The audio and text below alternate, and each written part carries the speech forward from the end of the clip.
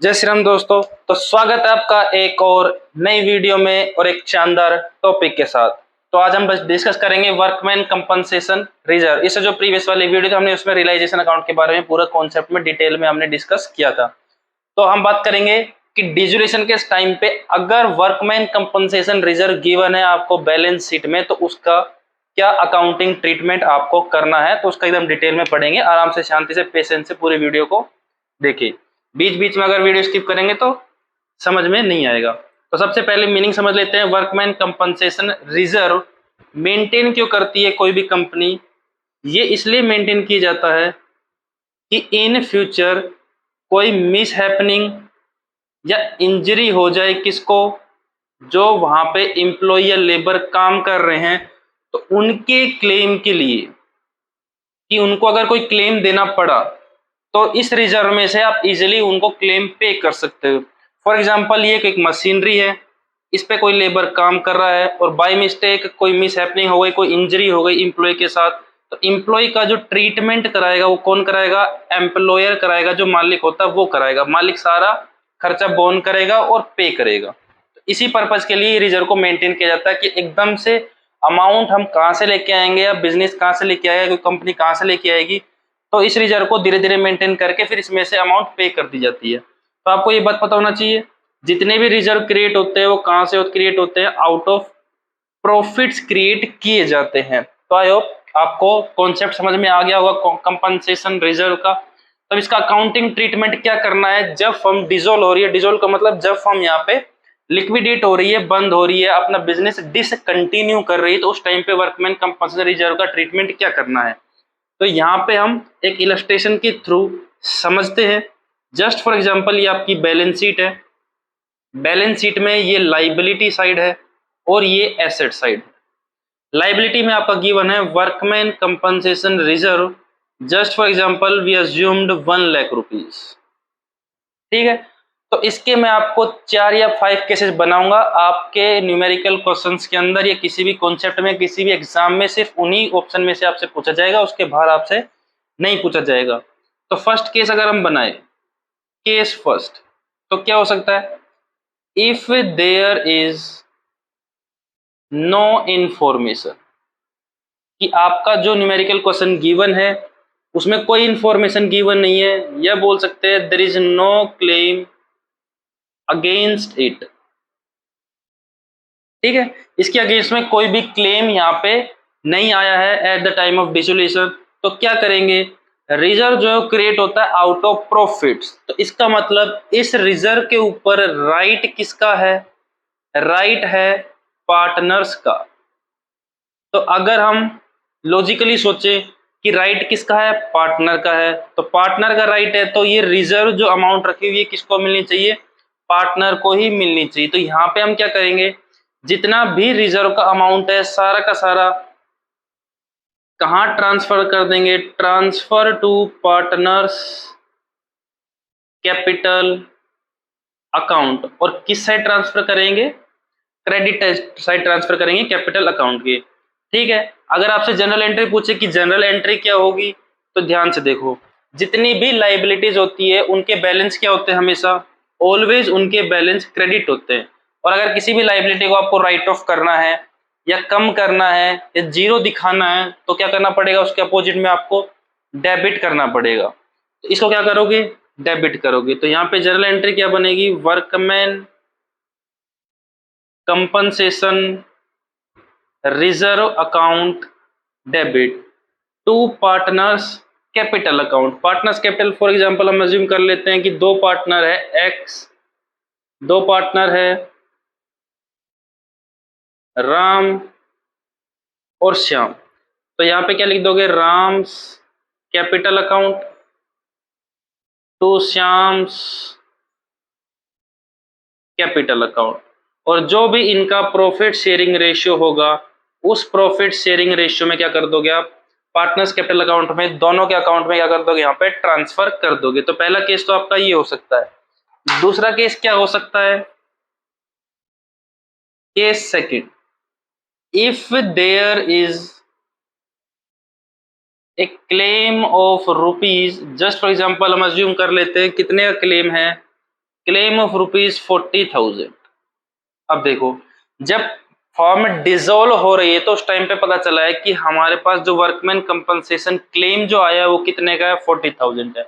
अब firm dissolve हो रही है तो जितनी भी लाइबिलिटी अराइज होगी फर्म के ऊपर, उन सभी लाइबिलिटीज की फर्म को क्या करनी पड़ेगी, पेमेंट करनी पड़ेगी। तो आपको पता है कि डिसोल्यूशन के टाइम पे फर्म कौन सा अकाउंट मेंटेन कर दी है, for the payment of liability और फॉर एसेट रियलाइजेशन अकाउंट यहाँ पे मेंटेन करती है।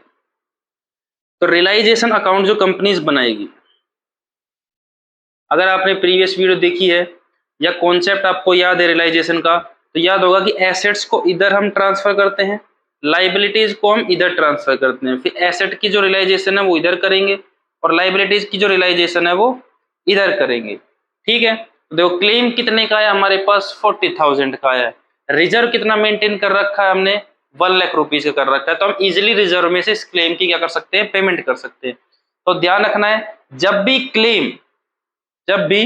क्लेम रिजर्व से कम हो, किससे कम हो, रिजर्व से कम हो, तो जितना हमारे पास क्लेम आया है उतना ही क्या करोगे, रियलाइजेशन में आप ट्रांसफर करोगे। जितना क्लेम आया है उतना ही ट्रांसफर करना है, उससे ज्यादा यहाँ पे ट्रांसफर नहीं करना है। तो कितना आया है, 40,000। तो वर्कमैन कंपनसेशन रिजर्व इस साइड ट्रांसफर कर दोगे कितने का, 40,000 का। तो आई होप ये समझ गए होंगे आप। जब भी, दोबारा एक बार सुनिए ध्यान से बिल्कुल, जब भी क्लेम रिजर्व से कम हो, if claim is less than reserve maintain in balance sheet, तो क्या करना है आपको, जितनी क्लेम की अमाउंट है उसके इक्विवेलेंट अमाउंट ही आपको यहाँ पे ट्रांसफर करनी है, उससे ज्यादा नहीं करनी है। फिर इसके बाद क्या करोगे, आप लाइबिलिटी की पेमेंट करते हो, तो लाइबिलिटी की पेमेंट जब कर रहे हो तो ये क्लेम जो आया इसकी भी क्या करनी पड़ेगी, आपको पेमेंट करनी पड़ेगी। और सभी पेमेंट बैंक या कैश के थ्रू करोगे आप। ऐसे तो है नहीं किसी को बोलोगे कि 2 फर्नीचर ले जा, 3 ये ले जा, वो ले जा। यहाँ पे सारी चीजें हमें किस में करके दिखानी है, बैंक या कैश में करके दिखानी है, क्योंकि हर चीज का हमें यहाँ क्या करना है, सेटलमेंट करना है। तो बैंक या कैश के थ्रू करोगे। और किसकी पेमेंट कर रहे हो, वर्कमैन कंपनसेशन क्लेम। और क्लेम कितना है हमारे पास, 40,000। आई होप ये समझ गए होगे, जितना क्लेम है उतना ही रिजर्व यहाँ ट्रांसफर करेंगे और उतने ही रिजर्व की यहाँ पे क्या कर देंगे, हम पेमेंट कर देंगे। तो यहाँ पे देखो रिजर्व कितना था हमारे पास, 1 लाख। 1 लाख में से 40,000 is transferred in realization account. तो how much amount will retain in workman compensation reserve, 60,000 amount जो अभी भी सरप्लस हमारे पास बची हुई है। तो इस 60,000 क्या करोगे आप, 60,000 के ऊपर राइट पार्टनर का है, तो 60,000 क्या करोगे आप, पार्टनर्स कैपिटल अकाउंट में ट्रांसफर कर दोगे। फॉर एग्जांपल ये पार्टनर्स कैपिटल अकाउंट है, राम और श्याम 2 पार्टनर है, तो credit side workman compensation reserve 60,000 का है। अगर कोई रेशियो गिवन है तो उस रेशियो में ट्रांसफर कर देंगे, अगर कोई रेशियो गिवन नहीं है तो आपको पता है if there is absence of partnership the ratio of between partner is equal. Equal ratio में आप यहाँ पे दोनों को ट्रांसफर कर दोगे, 30,000 राम का, 30,000 श्याम का। और कोई रेशियो गिवन है 3:2 तो उसमें कर दोगे 2:3, उसमें कर दोगे 5:2 है उसमें कर दोगे, अकॉर्डिंगली आपको क्या करना है। तो एक बार दोबारा ध्यान सुनो, अगर क्लेम है वर्कमैन कंपनसेशन जितना रिजर्व आपने मेंटेन करना उससे कम, तो उसके इक्विवेलेंट अमाउंट ही रिजर्व की यहाँ ट्रांसफर करनी है, उतने की आपको क्या करनी है, पेमेंट करनी है। और जो एक्सेस या सरप्लस रिजर्व बच जाएगा उसको पार्टनर्स कैपिटल अकाउंट में ट्रांसफर कर देना। पार्टनर के ऊपर राइट था इसलिए हमने उसको पार्टनर्स कैपिटल अकाउंट में क्या कर दिया, ट्रांसफर कर दिया। तो फॉर एग्जाम्पल 40,000 की जगह 70,000 का क्लेम आता तो क्या करते आप, तो यहाँ पे कितना ट्रांसफर करते, फिर 70,000 ट्रांसफर करते और फिर 70,000 की क्या करोगे आप, पेमेंट करोगे। तो 1 लाख में से 70,000 यहाँ पे ट्रांसफर कर दिया, कितना और सरप्लस बच गया रिजर्व में, 30,000। तो 30,000 यहाँ चला जाता, 15,000 इसका और 15,000 इसका, ऐसे ट्रीटमेंट करोगे। तो आई होप ये कॉन्सेप्ट समझ में आ गया। अगर इसकी जनरल एंट्री आपसे पूछे, जनरल एंट्री क्या करोगी, तो ध्यान से देखो, रियलाइजेशन इधर क्रेडिट है तो ये क्या हो जाएगा, डेबिट हो जाएगा। तो एक तो ये एंट्री बनेगी आपकी, इसको बोलते हैं ट्रांसफर एंट्री, कि आपने लाइबिलिटीज को ट्रांसफर किया है रियलाइजेशन में। तो क्या एंट्री बनाओगे, फर्स्ट एंट्री बनेगी workman compensation reserve account debit to realisation account. जितनी भी अमाउंट आपने ट्रांसफर की है उतनी अमाउंट आप लिख दोगे जितना आपका क्लेम है। फिर एक बार पेमेंट की एंट्री होगी कि आपने क्लेम की पेमेंट की। तो देखो रियलाइजेशन इधर क्या हो रहा है, डेबिट हो रहा है, तो रियलाइजेशन क्या हो जाएगा, debit realisation account debit to workman compensation claim, जितना क्लेम आया था उतने क्लेम की हमने क्या कर दिया यहाँ पे पेमेंट कर दी है। फिर जो रिमेनिंग सरप्लस बच गया था उसको हमने पार्टनर्स कैपिटल में ट्रांसफर किया है, तो थर्ड एंट्री इसकी बनेगी। देखो partners capital account credit side है, तो पार्टनर्स के क्या हो जाएंगे, क्रेडिट हो जाएंगे, तो ये क्या हो जाएगा, डेबिट हो जाए। तो workman compensation reserve account debit to Ram's capital account और टू श्याम्स कैपिटल अकाउंट, जितना जितना आपने ट्रांसफर किया था वो अमाउंट यहाँ पे लिख दोगे as per the requirement of question, question क्या रिक्वायरमेंट है उसके अकॉर्डिंग यहाँ पे कर दोगे। तो यहाँ पे 3 एंट्री होगी। अगर आप बुक्स में देखोगे या कोई और टीचर से आप पढ़ रहे हो तो वहां पे क्या होता है, इन दोनों की कंबाइन एंट्री भी आप कर सकते हो, पर मैं बच्चों को कंफ्यूजन क्रिएट नहीं करना चाहता, मैं अपने भाइयों को कंफ्यूजन क्रिएट नहीं करना चाहता, इसलिए मैं सेपरेट सेपरेट करके दिखाता हूँ सभी। तो देखो यहाँ पे वर्कमैन डेबिट है, यहाँ पे भी वर्कमैन डेबिट है। तो आपने 11th में पढ़ा होगा, अगर दो जनरल एंट्रीज में कोई भी अकाउंट कॉमन होता है तो आप उसकी कंपाउंड एंट्री कर सकते हो या कंबाइंड एंट्री कर सकते हो। तो आपकी मर्जी है, कंबाइंड करो तो कंबाइंड कर लो, सेपरेट सेपरेट करो तो सेपरेट करो, कोई दिक्कत इस परेशानी इसमें नहीं होने वाली है। तो आई होप केस सेकंड आप समझ गए होंगे। तो जो केस सेकंड है मेरे हिसाब से यही सबसे ज्यादा इंपॉर्टेंट होता है, जो एग्जाम में पूछा जाता है, इसलिए मैंने इसके ऊपर ज्यादा टाइम लगाया कि आपको अच्छे से समझ में आ जाए। ठीक है, तो अब नेक्स्ट केस की बात करते हैं, या नेक्स्ट जो आपके पास सामने आ सकता है उसके बारे में देखते हैं। केस थर्ड, केस थर्ड कौन सा हो सकता है। देखो बोर्ड मेरा थोड़ा छोटा है अभी, इसलिए मैं सारे केस एक साथ लिख नहीं सकता, इसलिए रब करके नए नए केस यहाँ पे लिख के दिखाने पड़ते हैं। आयो पीछे वाले आप समझ गए होंगे। If there is a claim of ₹1 lakh, देखो इसमें क्या हुआ है, जितना आपने रिजर्व मेंटेन कर रखा है उसके इक्विवेलेंट ही आपका क्लेम आया है। जितना रिजर्व आपने बना रखा है उतना ही क्या आया है आपका यहाँ पे क्लेम आया है। तो अभी बताया था जितना क्लेम आया है, और अगर वो रिजर्व के इक्विवेलेंट है या रिजर्व से कम है तो जितना क्लेम आया है उतना ही आपको क्या करना है, यहाँ पे ट्रांसफर करना है। तो सबसे पहले वर्कमैन कितना ट्रांसफर कर दोगे, 1 लाख, तो ये ट्रांसफर हो जाएगा। फिर डेबिट साइड में इसकी क्या करोगे आप, पेमेंट करोगे वर्कमैन कंपनसेशन क्लेम की। ठीक है, 1 लाख। अब देखो रिजर्व मेंटेन कर रखा था 1 लाख, क्लेम कितना आया है 1 लाख। तो बताओ अगर सारा का सारा रिजर्व क्लेम में ट्रांसफर हो गया तो और कितना एक्स्ट्रा पैसा बचा, तो अब कितना बचा है 0। तो पार्टनर्स कैपिटल अकाउंट में ट्रांसफर कितना होगा 0, कुछ भी ट्रांसफर नहीं होगा, कुछ बचा ही नहीं है पैसा, सारा का सारा क्लेम में चला गया, तो पार्टनर में डिस्ट्रीब्यूट करने का कुछ पैसा ही नहीं बचा। तो पार्टनर्स कैपिटल अकाउंट में इस केस में कुछ भी ट्रांसफर नहीं कर, तो इसमें 2 ही एंट्री होगी। देखो ये क्रेडिट साइड है, ये डेबिट साइड है, तो रियलाइजेशन क्रेडिट साइड है तो ये क्या हो जाएगा, debit. Workman compensation account debit to realisation कितना है 1 लाख, 1 लाख, और एक पेमेंट की एंट्री हो जाएगी, वर्कमैन इधर डेबिट है तो realisation account debit to bank account 1 lakh rupees.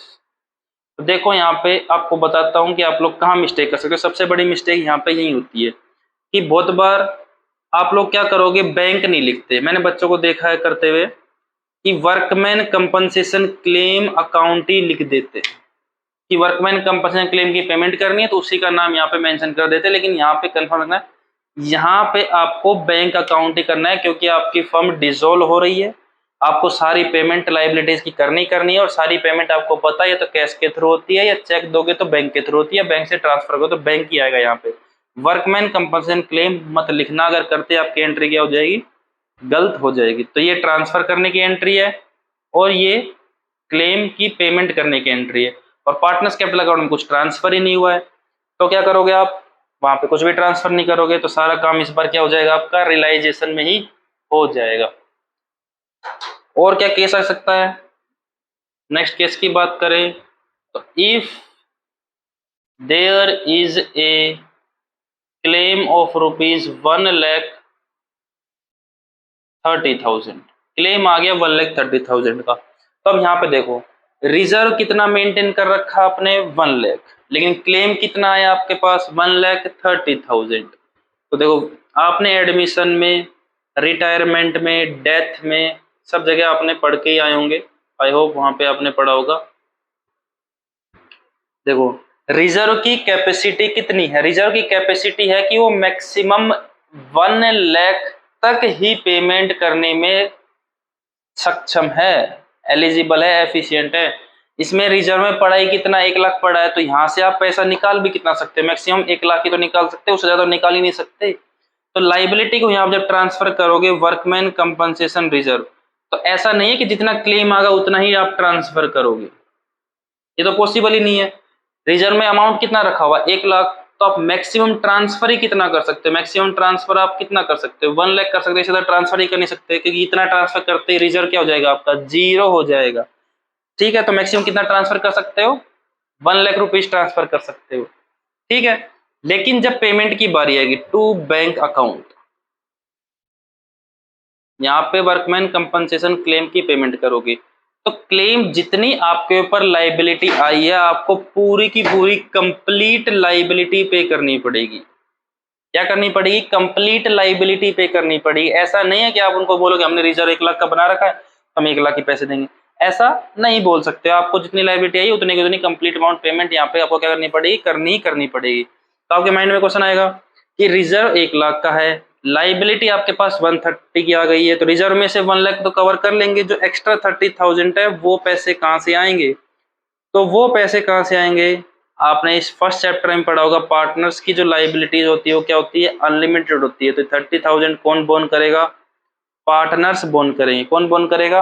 Partners bone करेंगे। लेकिन ये बात ध्यान रखनी है, हम एडमिशन में इसको शो करते थे कि क्लेम एक्स्ट्रा 30,000 का, तो ये जो लॉस हो रहा है इसको पार्टनर में क्या कर दो, डिस्ट्रीब्यूट कर दो इन देयर प्रॉफिट शेयरिंग रेशियो। लेकिन ये काम आपको डिजुलेशन के टाइम पे करके नहीं दिखाना कि 30,000 की एक्स्ट्रा पेमेंट हम कर रहे हैं तो पार्टनर्स का यहाँ पे शो करो। ऐसा शो क्यों नहीं करना है, उसके पीछे भी रीजन है कि जब रियलाइजेशन अकाउंट बना रहे हैं तो ये डेबिट साइड है, ये क्रेडिट साइड है। फॉर एग्जांपल इतना ही है तो इधर रिजर्व है, इधर ये है। जब हम बैलेंसिंग करेंगे तो इधर क्या जाएगा हमारा, बाय लॉस ऑन रियलाइजेशन, और यहाँ पे लॉस जो है पार्टनर में बढ़ता ही बढ़ता है। तो रियलाइजेशन अकाउंट ऐसा अकाउंट है जो प्रॉफिट और लॉस को सबको एडजस्ट करके लास्ट में आपको नेट फिगर निकाल के देगा। इसलिए यहाँ पे 30,000 का जो लॉस है उसको आपको कुछ नहीं करना, उसको एच डी से दिखाना। क्या दिखाना है?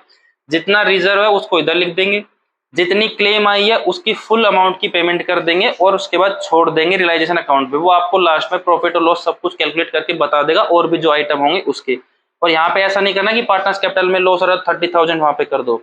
जैसे पीछे हो रहा था कि क्लेम कम था, सरप्लस बच रहा था, तो उसको पार्टनर्स कैपिटल अकाउंट में ट्रांसफर कर दिया था पार्टनर, क्योंकि प्रॉफिट बचा हुआ था, रिजर्व बचा हुआ था।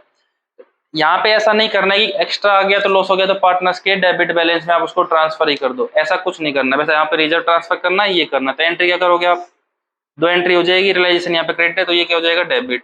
तो WCR account debit to realisation account. ठीक है, 1 लाख। और दूसरी एंट्री आप पेमेंट की करोगे, रियलाइजेशन अकाउंट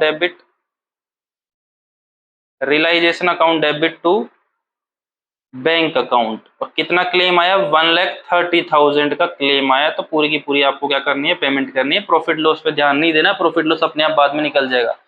अब देखो, बात यह है कि एंट्री कैसे कर रहा हूं मैं। तो एंट्री देखो मैं कैसे करता हूं कि ये अकाउंट है, ये रियलाइजेशन का क्रेडिट साइड है, तो मुझे पता है कि रियलाइजेशन क्रेडिट होगा, और इधर वाले जितने सारे आइटम है वो क्या हो जाएंगे, डेबिट हो जाएंगे। इसलिए मैंने WCR को डेबिट किया, रियलाइजेशन क्रेडिट किया। इधर रियलाइजेशन की कौन सी साइड है, डेबिट साइड है, तो रियलाइजेशन की डेबिट साइड, तो रियलाइजेशन ही क्या होगा, डेबिट होगा। और इधर वाले जितने हो जाएंगे अकाउंट वो सारे क्या होंगे, क्रेडिट हो जाएंगे। एक तो ये तरीका है। दूसरा तरीका है कि आपने जो अकाउंटिंग रूल्स, ये गोल्डन रूल्स जिनको आप बोलते हो, उनको फॉलो करो। उनके अकॉर्डिंग क्या है, रियलाइजेशन नॉमिनल अकाउंट है। कौन सा अकाउंट है, नॉमिनल अकाउंट है। तो नॉमिनल अकाउंट रूल क्या है, debit all expenses and losses, credit all incomes and gains. तो इधर सारे आप एक्सपेंस लिखोगे, इधर सारे क्या लिखोगे, इनकम्स लिखोगे। इसका मतलब डेबिट ऑल एक्सपेंसेस, तो जब भी एक्सपेंसेस होगा तो रियलाइजेशन क्या होगा, डेबिट होगा। क्रेडिट ऑल इनकम, इसका मतलब जब भी आपको इनकम जनरेट होगी या प्रॉफिट होगा तो रियलाइजेशन क्या होगा, क्रेडिट होगा। तो आप ऐसे भी कर सकते हो और अकाउंट की फॉर्म में भी कर सकते हैं, कोई दिक्कत की यहाँ पे बात नहीं है। अब आपके सामने एक लास्ट केस और बच जाता है, जो कभी कभार केस में आपसे पूछ लेते हैं, case 5, if there is no reserve maintain. इसका मतलब ये कह रहा है कि कोई भी बैलेंस शीट में रिजर्व आपने मेंटेन नहीं कर रखा है, एंड क्लेम ऑफ ₹20,000। ठीक है, तो यहां पे कह रहा है कि बैलेंस शीट में आपने कोई भी रिजर्व मेंटेन नहीं कर रखा है और क्लेम आ गया 20,000 का। अब सीधी सी बात है, कुछ नहीं है। अगर कुछ नहीं है रिजर्व, तो इधर ट्रांसफर क्या करोगे? ट्रांसफर तो कुछ कर ही नहीं सकते, क्योंकि रिजर्व तो मेंटेन कर ही नहीं रखा। रिजर्व अगर मेंटेन करते तो वहां ट्रांसफर कर देते। तो अगर लायबिलिटी आ गई है और उसके रिगार्डिंग कोई नहीं है रिजर्व, तो डायरेक्ट क्या करोगे आप? लायबिलिटी की पेमेंट करोगे। आपको बताया फर्म डिसॉल्व हो रही, जितनी भी लायबिलिटी आपकी बनती है, सब सारी लायबिलिटी आपको करनी पड़ेगी, पेमेंट करनी पड़ेगी। आप लायबिलिटी को इग्नोर नहीं कर सकते। तो realisation account debit to bank account. तो इस केस में रिजर्व नहीं, तो रिजर्व ट्रांसफर नहीं करेंगे, तो एक सिंगल एंट्री कर देंगे जिसमें हम लायबिलिटी क्या करेंगे? पेमेंट करेंगे। तो आई होप आप पांचों केस समझ गए होंगे।